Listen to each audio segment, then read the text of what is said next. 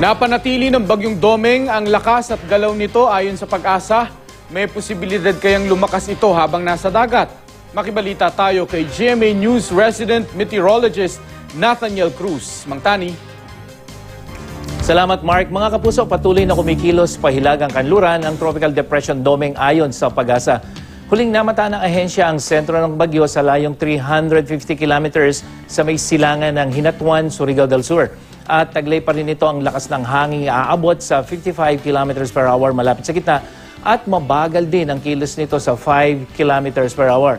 At base sa forecast track ng Pag-asa, dahil sa bagal ng kilos nito ay mananatili ito dito sa may Philippine Sea sa susunod na 3 araw at sa Sabado ay inaasahan na malapit na ito dito sa may northeastern Mindanao o dito sa may eastern Visayas.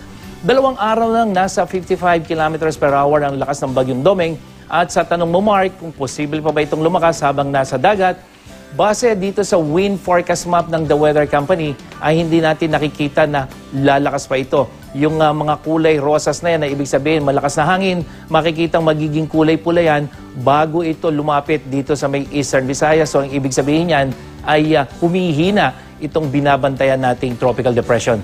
Bukas patuloy na maapektuhan ng outer rain bands ng bagyo ang malaking bahagi ng eastern Visayas at ng eastern Mindanao, lalong-lalo na itong Caraga region at ilang bahagi ng northern Mindanao.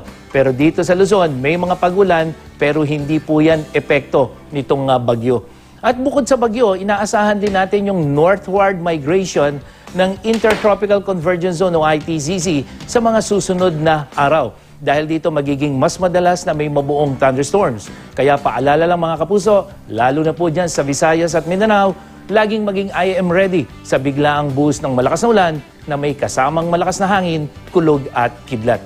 At yan ang latest mula sa GMA Weather. Para sa iba pang weather update, bisitahin ang www.imready.ph at ang social media accounts ng I Am Ready PH.